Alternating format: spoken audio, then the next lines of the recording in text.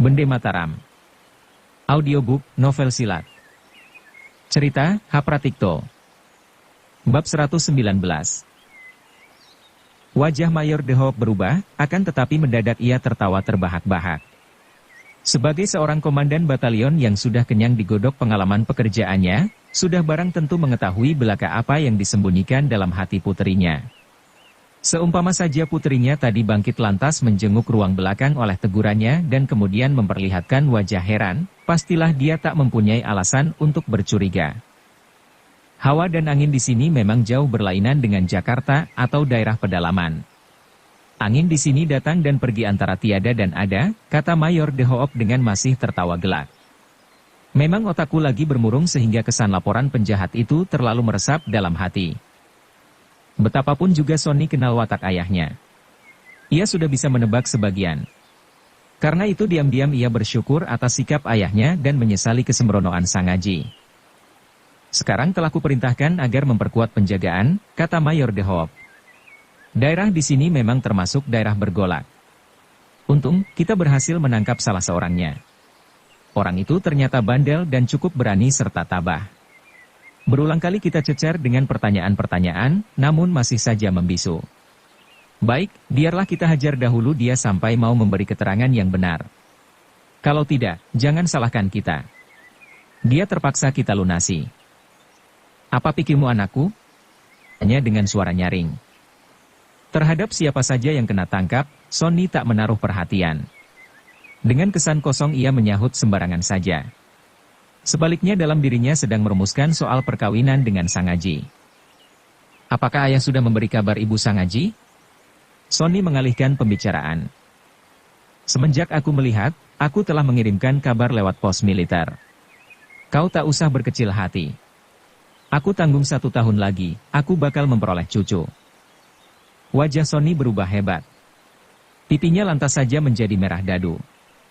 Sebaliknya ayahnya tertawa gembira sambil bangkit dari kursi. Ia lantas pergi meninggalkan tenda. Dan hati Sony lega bukan main. Keringat yang membasahi tubuhnya disapunya perlahan. Segera ia mengenakan pakaian bersih dan terus berseru nyaring, Aji. Kau saksikan sendiri betapa baik hati ayah. Karena itu kurasa tak perlu lagi kau bersembunyi seperti kelinci. Tetapi di dalam ruang kamar mandi tiada suara. Aji.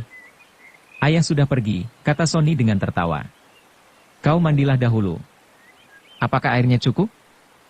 Masih saja tiada suara dari dalam kamar mandi. Aji. Kau dengar suaraku, kata Sony. Suaranya berubah heran menebak-nebak. Apabila tiada suara jawaban ia mengerutkan alis. Kemudian menghampiri dinding ruang kamar mandi. Ingin ia menyibakkan tirai penutupnya, namun hatinya masih beragu. Berkata mencoba, Aji. Aji. Kau lagi apa? Benar-benar dari dalam ruang kamar mandi tiada suara. Dan sampai di sini habislah kesabarannya. Hatinya jadi curiga. Terus saja ia menerkam tirai sekatan dan menyibakkan. Dan benar-benar Sangaji tiada lagi dalam ruang kamar mandi. Bukan main herannya. Segera matanya menjelajah menyelidiki. Dan tenda seberang sana nampak robek terbelah menjadi 2. Terang sekali, Sangaji telah lolos dari pengamatannya. Ia meruntuhkan pandang dan melihat suatu coretan. Segera ia membaca. Terima kasih atas pertolonganmu. Kelak kita masih mempunyai kesempatan untuk bertemu dan berbicara sebebas-bebasnya. Hati Sony mendongkol, terlebih-lebih tatkala melihat seperangkat pakaiannya ngelumpruk di pojokan. Terus saja ia keluar tenda mencari keterangan. Tetapi serdadu-serdadu yang dijumpainya tiada melihat pemuda yang dikehendakinya. Ia jadi berputus asa. Dan begitu memasuki tendanya kembali, ia membanting dirinya di atas tempat tidur. Sangaji sendiri waktu itu telah berada jauh di luar perkemahan. Dengan ilmu saktinya ia lari kencang, balik ke pondokan. Waktu itu matahari sudah sepenggalah tingginya. Penduduk sudah semenjak tadi keluar dari rumahnya masing-masing. Banyak di antara mereka yang berpapasan dengan Sangaji. Tapi jangan diharap mereka mampu menangkap bayangannya. Mereka hanya merasa seperti ada sesuatu yang melintasi. Begitu menoleh, sama sekali telah kehilangan pengamatan sehingga mereka mengucak-ucak matanya dengan penuh heran. Karena itu tidaklah mengherankan, bahwa sebentar saja sudah sampai di pondokan. Segera ia berpamit dan terus melanjutkan perjalanannya ke barat. Dalam hatinya, ia hendak mendahului gerakan batalion Mayor De Hoop agar dapat menemui ibunya dan mengambil tindakan cepat. Maklumlah, tadi malam benar-benar merupakan suatu pengalaman hebat baginya. Tanpa disadari penuh-penuh ia telah menentukan pilihan di pihak mana dia berdiri. Teringat akan ibunya yang masih berada di Jakarta dan berada dalam lindungan keluarga Mayor De Hoop, hatinya tergetar dengan tak setahunya sendiri. Tak terasa ia membedalkan kudanya makin lama makin kencang. Willem seekor kuda jempolan. Ia bisa mencapai 200 km dalam sehari. Itulah sebabnya dalam 3-4 hari saja kota Jakarta sudah nampak terbentang di depan penglihatan. Dan melihat kota Jakarta, pemuda itu lupa kepada semua persoalannya oleh rindunya kepada ibunya. Di batas kota ia berhenti di atas gundukan tanah. Disinilah dahulu ia bertemu dengan Willem Erbeveld. Sungainya masih seperti dahulu. Tenang dan agak keruh. Gua tempat ia menyembunyikan Willem Erbeveld dari pengejaran pasukan Mayor De Groote masih tetap utuh. Melihat gua itu teringatlah dia pula kepada kasih sayang kakak angkatnya. Tak terasa ia menambatkan kudanya, kemudian berenung-renung seorang diri. Kala itu senja sudah mendatang. Matahari mulai merangkak-rangkak ke barat, seolah-olah hanya berlaku beberapa detik, maka hari mulai meremang. Kemudian bintang-bintang bergetar lembut, berserakan di seluruh angkasa.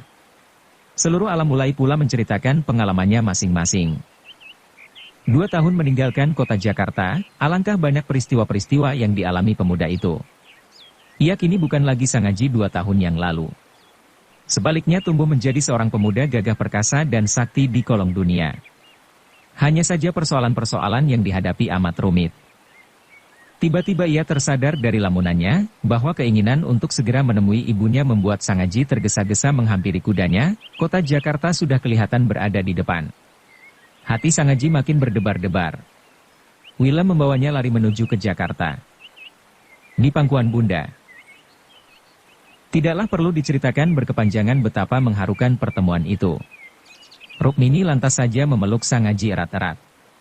Kini tak bisa lagi ia menciuminya seperti dahulu, karena Sangaji sudah menjadi jejaka dewasa yang berperawakan kekar dan gagah luar biasa. Sebaliknya kena peluk Rukmini, Sangaji merasa dirinya kecil.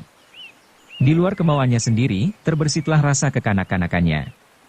Tahu-tahu ia menyesapkan kepalanya ke dada ibunya bagaikan seekor anak ayam mencari perlindungan di bawah sayap induknya. "Ibu, aku pulang," katanya terengah-engah. Semenjak kanak-kanak tak pandai ia menyatakan perasaannya, sehingga gumpalan-gumpalan perasaannya hanya tercetus dalam sederet kalimat sependek itu. Dan ia mengulangi entah sudah berapa kali. Tetapi Rukmini merasakan suatu kehangatan yang luar biasa menggetarkan dadanya. "Anakku," katanya sesak. 2 tahun engkau pergi. Rasanya aku kehilangan dirimu hampir seabad. Ia berhenti menyeka air mata. Meneruskan, saban malam aku memimpikan engkau, untuk 2-3 kali. Kau begini tumbuh besar melebihi ayahmu. Bibir Rukmini bergemetar tatkala mengucapkan kata-kata yang penghabisan itu. Air matanya meruap deras dan pelukannya bertambah menjadi kencang, ia tak tahu sendiri, apakah hatinya bergembira, bersyukur, terharu atau berduka. Wanita memang tak mudah menghilangkan sesuatu kenangan. Apalagi suatu kenangan yang menggores lubuk hati. Ia bisa menjadi pelit, malah. Maka bayangan Made Tantre suami dan ayah Sangaji yang dicintai dengan segenap hatinya berada di depannya. Di antara kelopak matanya yang basah dan perawakan Sangaji yang jadi samar-samar. Sangaji meskipun tak pandai menyatakan perasaan, tahu membaca perasaan ibunya. Itulah pula sikap yang dibawanya manakala menghadapi Titisari, Nuraini, Sanjaya, kedua gurunya dan orang-orang tua lainnya. Karena itu dengan sabar ia membiarkan ibunya meruapkan perasaannya sepuas-puasnya. Apabila pelukan ibunya mulai terasa longgar, ia menarik kepalanya dengan perlahan-lahan. Kemudian dengan menggandeng tangan ibunya, ia membawanya duduk di atas dipan panjang. Pada hari-hari berikutnya Rukmini penuh dengan cerita petualangan Sangaji. Hatinya ikut berdebaran apabila Sangaji berada dalam adegan yang menegangkan dan bersyukur setinggi langit manakala anaknya terlepas dari suatu mara bahaya. Tatkala sampai pada nasib Wayan Suwage dan Sapartina, ia tertegun seperti kehilangan dirinya sendiri. Hatinya jadi kecewa dan masgul. Untung Sangaji tak pandai bercerita. Apa yang diceritakan sangat sederhana. Banyak ungkapan-ungkapan rasa hidup yang dilalui atau dilompati dengan begitu saja, sehingga tak beda dengan seorang anak menghafalkan sejarah di depan kelas. Walaupun demikian keadaan hati Rukmini yang sederhana mengalami kegoncangan dahsyat. Bagaimana bisa jadi begitu? Bagaimana bisa jadi begitu? Ia berbisik berulang kali. Hal itu bisa dimengerti, karena hati dan pandangan hidupnya terlalu sederhana. Sebagai seorang istri pahlawan dari Bali, sedikit banyak ia mewarisi pandangan dan sikap adat keagamaan Bali di kala itu. Dia bisa menerima bahwa seorang istri wajib menyertai suaminya ke alam baka, manakala suaminya wafat, dengan jalan menerjunkan diri ke dalam unggun api pembakar mayat. Itulah sebabnya pula, ia memuja suaminya seperti dewa. Kalau saja ia tidak dibawa lari oleh kodrat dan direpoti oleh masa depan anaknya, pastilah ia sudah membiarkan dirinya terbakar hidup-hidup di samping jenazah suaminya tatkala rumahnya kena bakar anak buah sang Dewa Resi. Jadi Tina sekarang sudah menjadi Raden Ayu Bumi Gede, ia menegas. Sangaji mengangguk. Dan ia tak lagi mencari keyakinan yang lain. Lantas bagaimana pamanmu? Ia mengalihkan persoalan. Paman Wayan Suwage hanya mewarisi ini, jawab Sangaji. Mewarisi apa? Kecuali aku diharuskan membawa ibu pulang ke kampung, aku diwajibkan merawat pusaka ini dengan baik, kata Sangaji seraya membuka kantongnya. Melihat kedua pusaka sakti, Rukmini menggigil di luar kehendaknya sendiri. Dengan wajah berubah hebat, ia berkata, apa artinya ini? Inilah pesan Paman Wayan Suwage, agar aku selalu membawanya kemana aku pergi. Tidak, tidak. Kau tak boleh menyentuh kedua benda terkutuk itu. Itulah benda pangkal bencana yang sudah menyita nyawa ayahmu dan pamanmu Wayan Suwage, tungkas Rukmini. Aku lebih senang, bila kau lemparkan saja keluar jagat ini. Firasatku berkata, bencana baru akan datang lagi. Anakku, dengarkan kata ibumu ini. Sangaji tertegun. Sebab apa yang dinyatakan ibunya sedikit pun tak salah. Bukankah gurunya Wirapati dan dia sendiri hampir-hampir tewas oleh masalah perebutan kedua pusaka itu pula? Teringat akan hal itu, teringatlah pula dia kepada Titisari. Dan teringat kepada Titisari dengan sendirinya tersadar pada masalah yang bakal dihadapi. Itulah masalah Sony the Hawk. Bulu kuduknya meremang tak setahunya sendiri.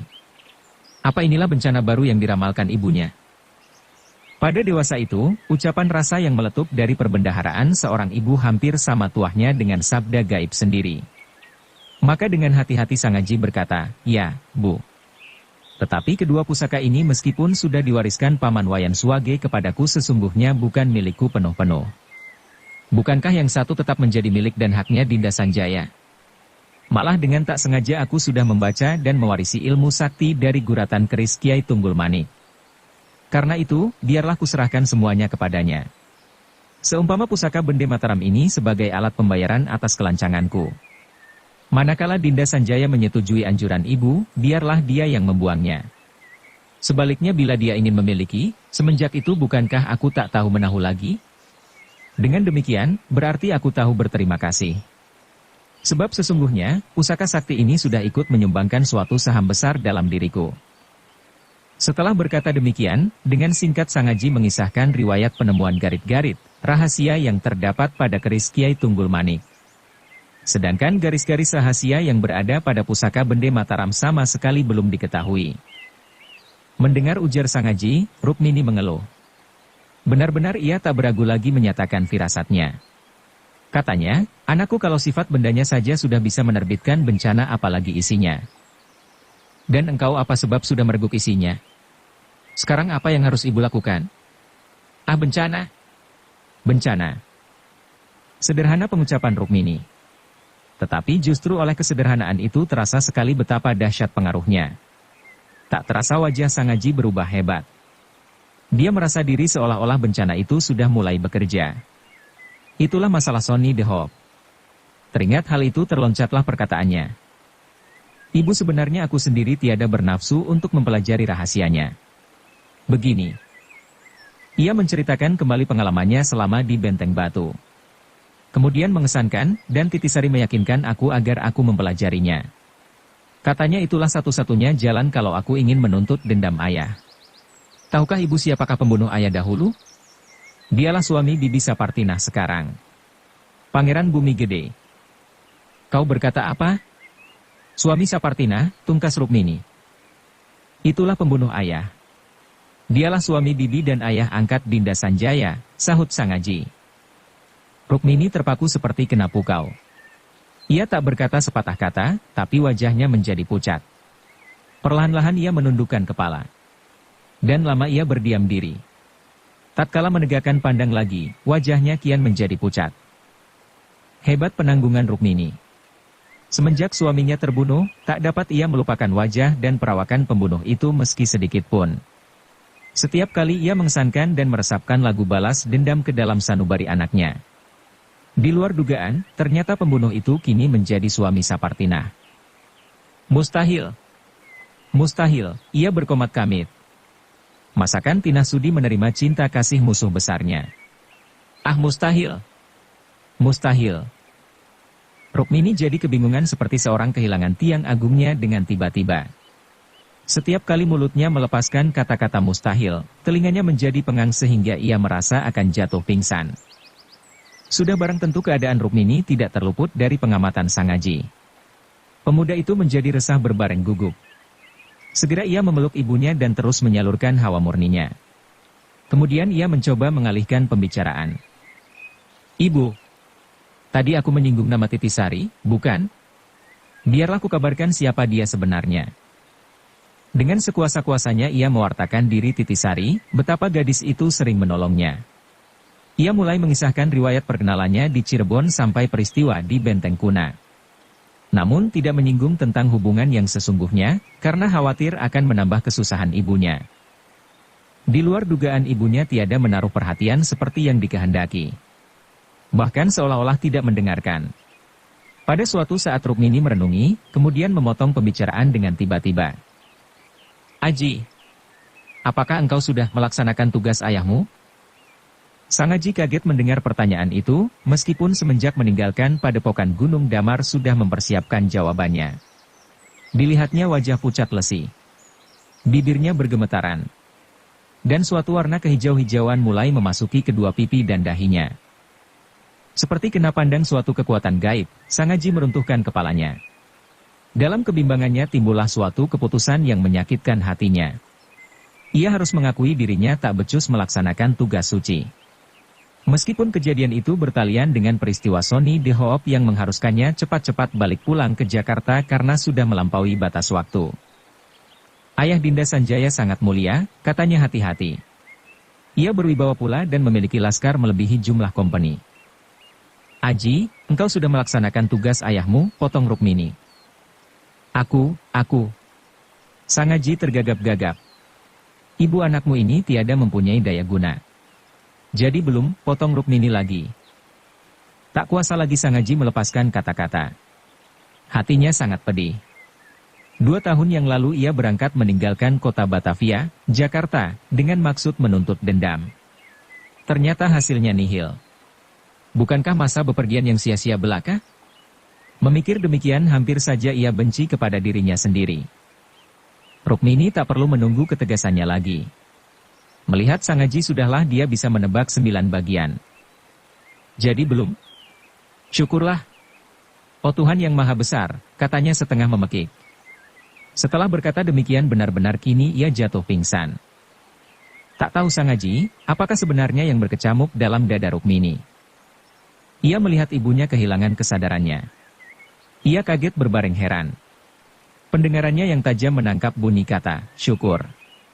Ibunya mengucap rasa syukur. Kepada siapa? Dan apa sebab? Rukmini sendiri tak pernah menjelaskan. Ia rebah selama 5 hari 5 malam, ia bukan sakit, tetapi sendi-sendi tulangnya seperti terlolosi. Kuyu ia merenungi dirinya dengan memejamkan mata. Hatinya tergoncang hebat. Tatkala mendengar pernyataan Sangaji bahwa tugas suci itu belum dilaksanakan, hatinya penuh syukur berbareng kecewa. Masing-masing mempunyai alasannya sendiri-sendiri yang sama kuat dan sama pula dahsyatnya.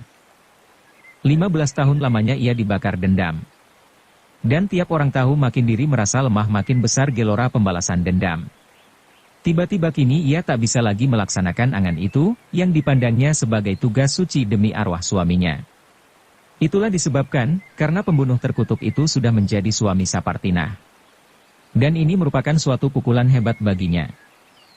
Betapa tidak? Seumpama Sang Aji melaksanakan tugas suci itu entah esok entah kelak akibatnya lebih dahsyat. Bukankah Sapartinah bakal hidup merana?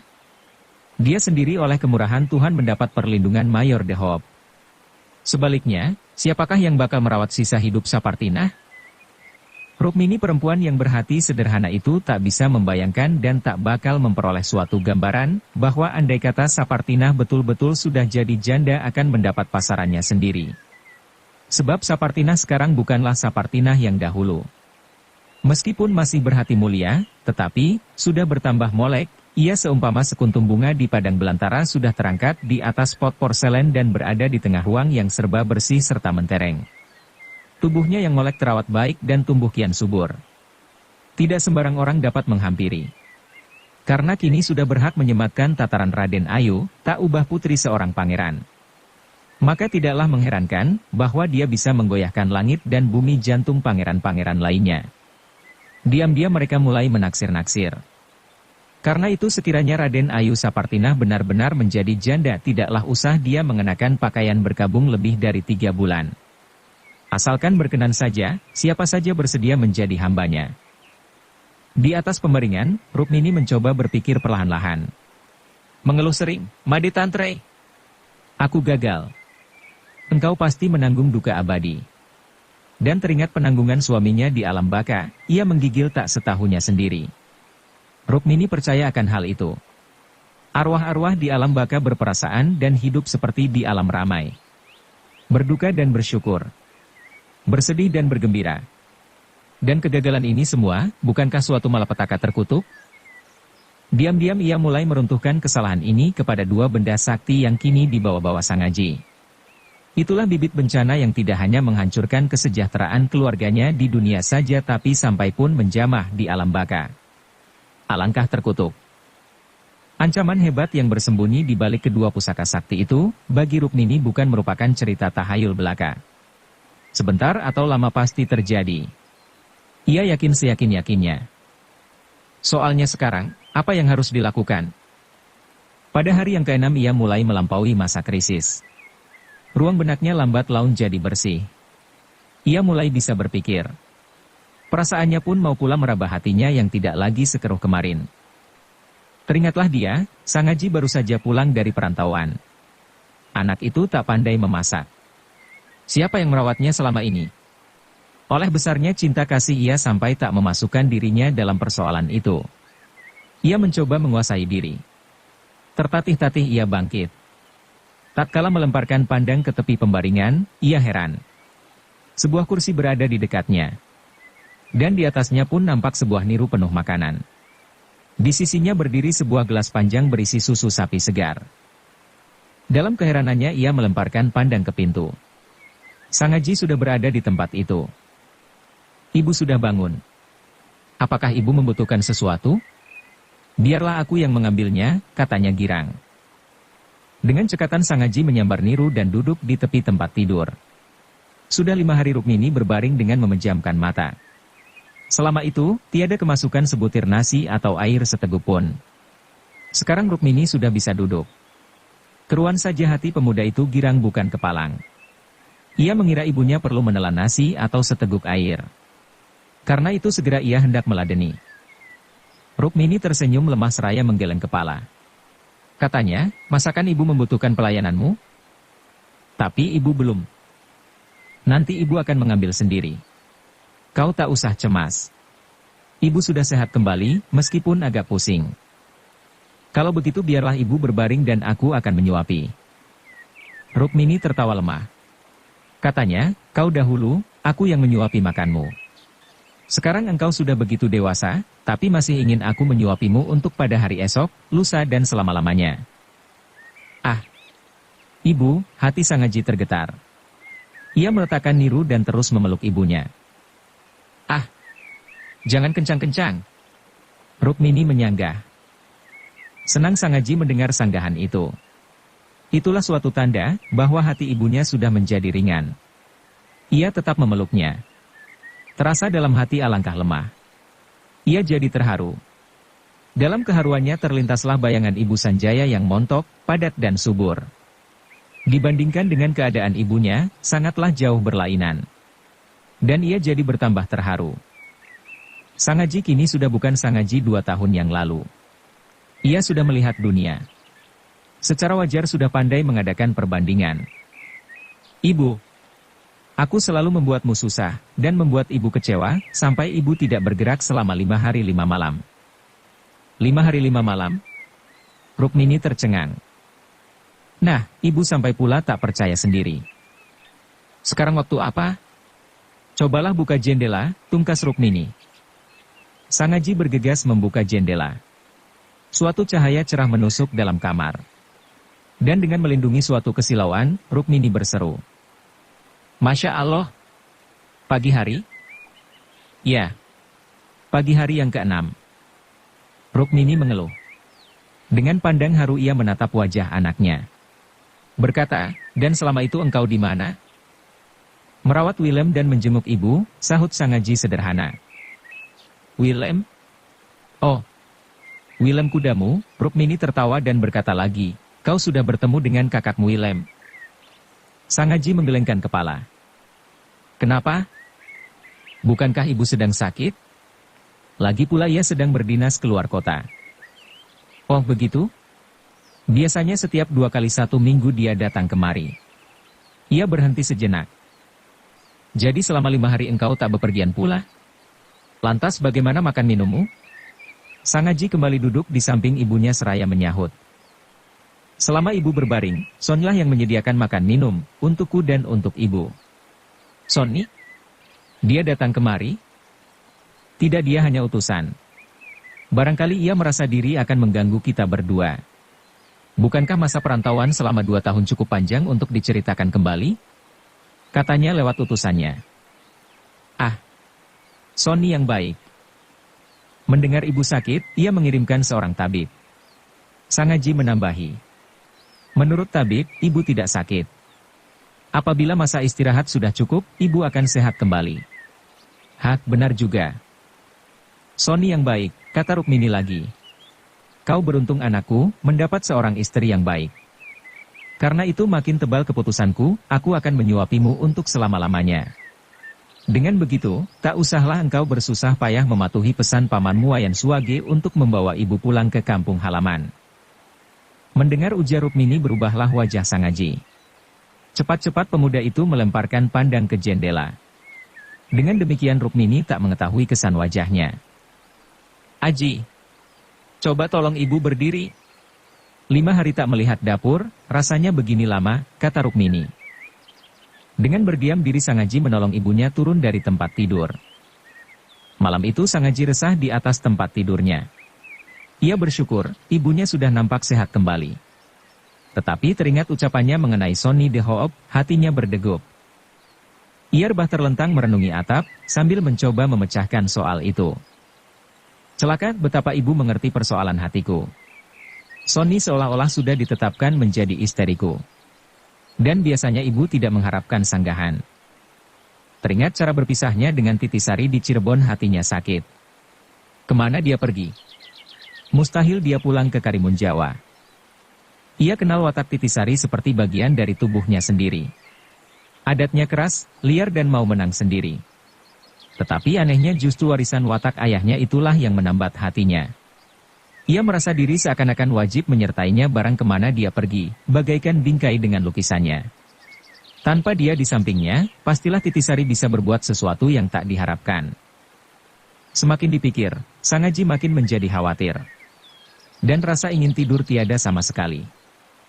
Perlahan-lahan ia bangun dan setelah merapikan pakaian terus keluar halaman. Waktu itu sudah larut malam.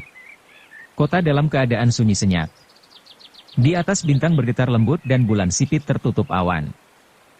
Semenjak tiba di Jakarta ia mengenakan celana panjang model terbaru seperti kebanyakan pemuda-pemuda anak serdadu pada zaman itu. Dengan demikian ia tidak nampak menyolok.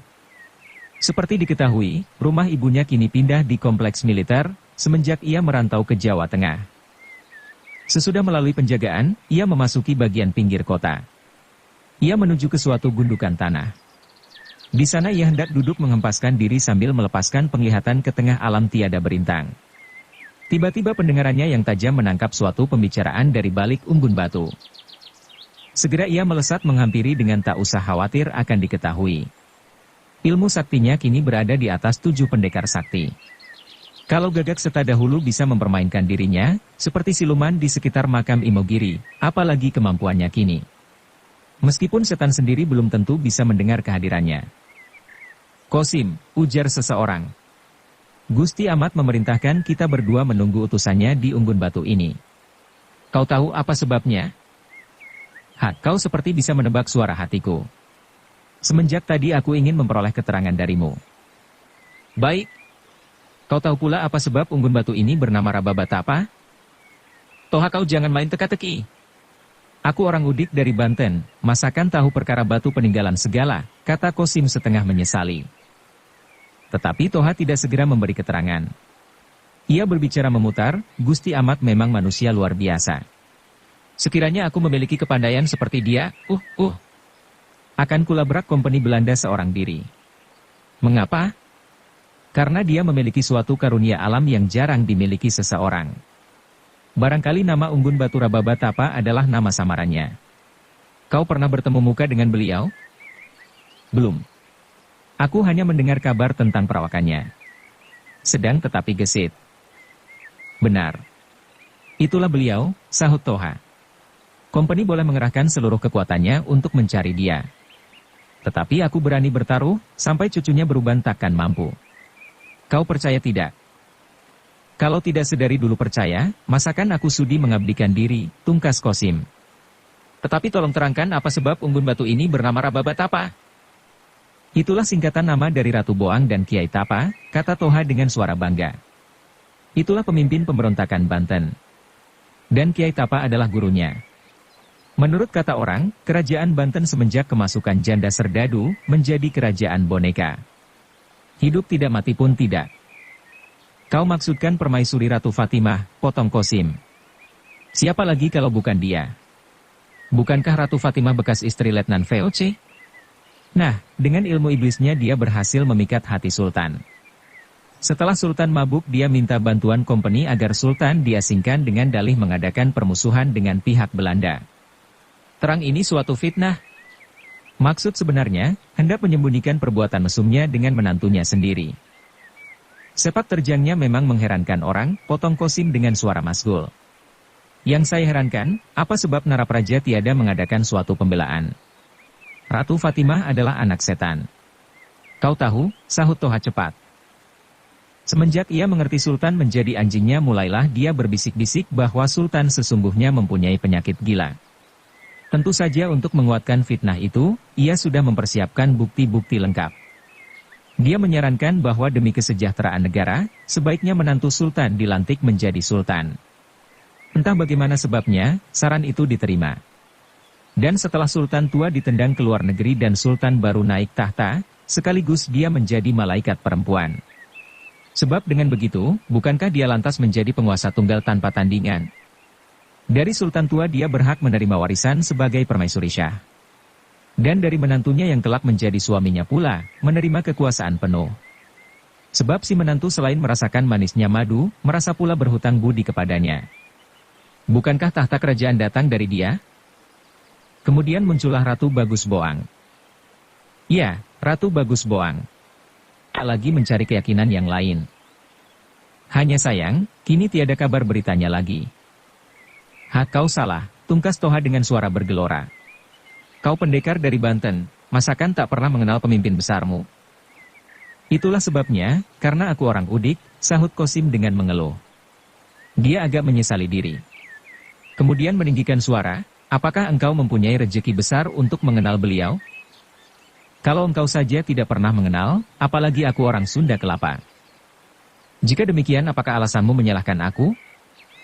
Ini disebabkan karena Gusti Amat menggerakkan kita untuk menolong Panembahan Tunjung Biru. Bukankah kau masih ingat nama Panembahan Tunjung Biru semasa mudanya? Dialah pahlawan Otong Darmawijaya, pendekar besar pada zaman itu. Bersambung ke bab 120.